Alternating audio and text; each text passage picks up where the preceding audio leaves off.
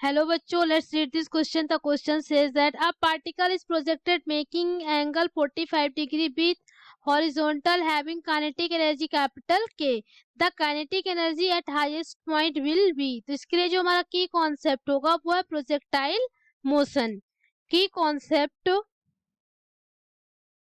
इसका जो हमारा की कॉन्सेप्ट है वो है प्रोजेक्टाइल मोशन. की कॉन्सेप्ट हमारा है प्रोजेक्टाइल मोशन. तो प्रोजेक्टाइल मोशन क्या होता है? Projectile motion is the projectile motion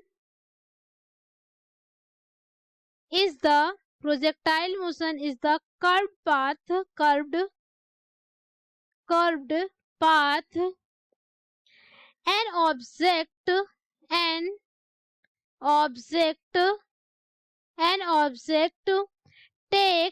an object takes when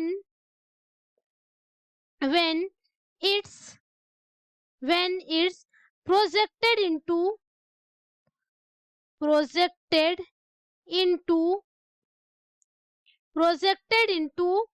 the air and moves under the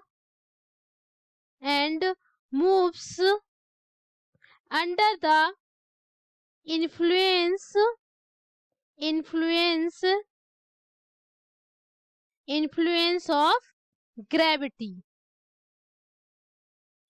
means कोई पार्टिकल है हमारे पास, ये पार्टिकल यदि एक्स वाई प्लेन पर है, ये एक्स वाई प्लेन है, ये वाई है हमारा और ये एक्स है, एक्स वाई प्लेन है. एक्स को मैं थोड़ा अच्छे से बनाती हूँ, तो इसको मैं थोड़ा पहले इरेज कर दूंगी. ये मैंने इरेज कर दिया. अब इसको स्ट्रेट लाइन, तो ये हमारा प्लेन है. ये हमारा एक्स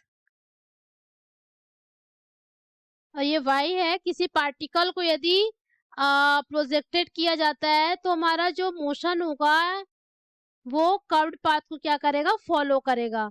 एंड ये हमारी हो गई पार्टिकल की वेलोसिटी, कुछ भी हो सकती है. एंड क्वेश्चन में गिवन है कि 45 डिग्री, तो 45 डिग्री एंगल मैंने ले लिया. एंड हाईएस्ट पॉइंट पर क्या होता है, जो हमारा पार्टिकल होता है, पार्टिकल का जो वर्टिकल मोशन है, ओनली जो क्या होता है वर्टिकल मोशन होता है. हॉरिजॉन्टल मोशन क्या हो जाता है, यहाँ पर जीरो हो जाता है. मीन्स हमारा जो यू वाई है वो जीरो हो जाएगा. ओनली क्या होगा यहाँ पास, यू एक्स हमारा होगा. तो you x is equal to हो जाएगा यू कॉस 45. जो एंगल गिवन होता है क्वेश्चन में 45 गिवन है, इसलिए मैंने 45 एंगल से इसको समझा दिया.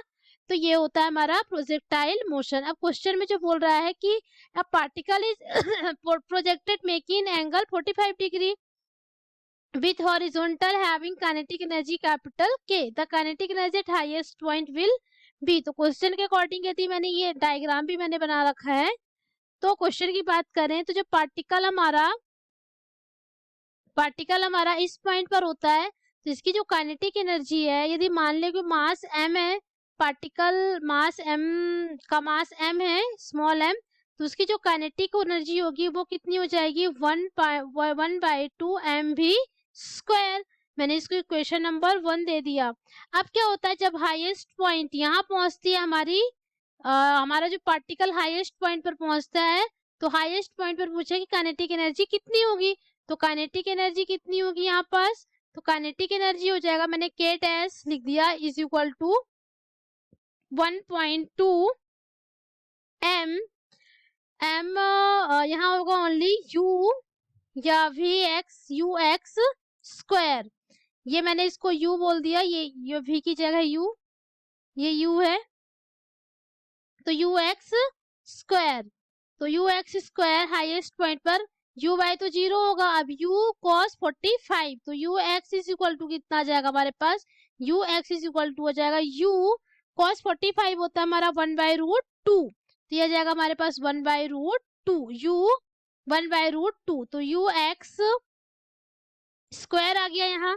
तो अब ये के डैश हमारे पास आ जाएगा, यहाँ से आ जाएगा हमारे पास k dash is equal to आ जाएगा k dash is equal to 1/2 m u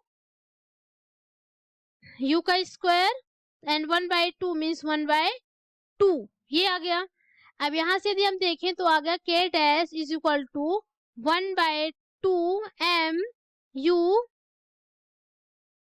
square, ये u स्क्वायर है तो ये आ गया हमारे पास u स्क्वायर इंटू 1/2।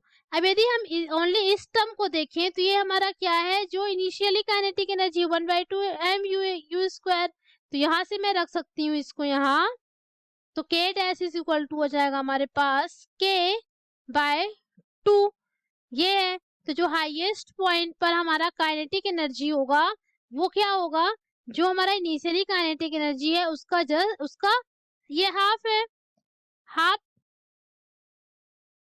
क्या काइनेटिक एनर्जी होगा। तो हमारे ऑप्शन में है k dash is equal to ये हमारा k/2, तो ऑप्शन भी हमारा करेक्ट